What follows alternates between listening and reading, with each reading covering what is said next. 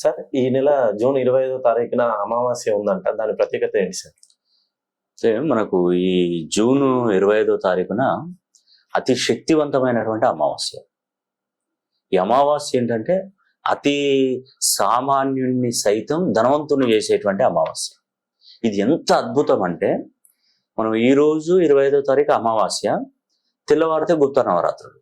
ఈ కాంబినేషను మీరు ఏ క్యాలెండర్ చూడండి, 144 సంవత్సరాల తర్వాత ఇది ఒకసారి మనకు దర్శనం ఇస్తుంది. నిజంగా ఈ టైంలో గనక మనం వారాహి అమ్మవారి హోమం గనక జరిపించుకుంటే అస్సలు అద్భుతమైనటువంటి ఫలితాలు. లక్ష్మీదేవి, వారాహి అంటేనే ఒక విధంగా చెప్పాలంటే లక్ష్మీదేవి. మనకు ఒక విధంగా అతి కట్టిక దారిద్ర్యంలో ఉన్నటువంటి వాళ్ళను కూడా ధనవంతులు చేసేటువంటి అమావాస్య.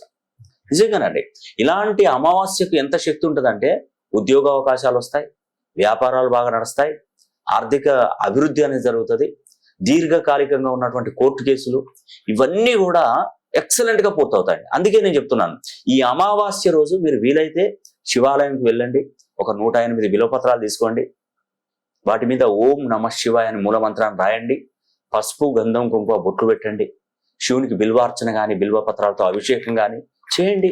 ఎంత మంచి జరుగుతుందంటే మీరు ఒక్కసారి ఇది కనుక మిస్ అయితే మళ్ళీ మీ తరం కాదండి, ఈ జన్మ చాలదు ఇంకా మీకు.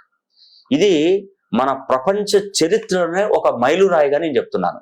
ఎవరు ఎన్ని మాట్లాడినా నేను మాత్రం దీని మీద ఖచ్చితంగా నేను ఒకటే మాట చెప్తున్నాను, 100% మీరు సక్సెస్ అవుతారు.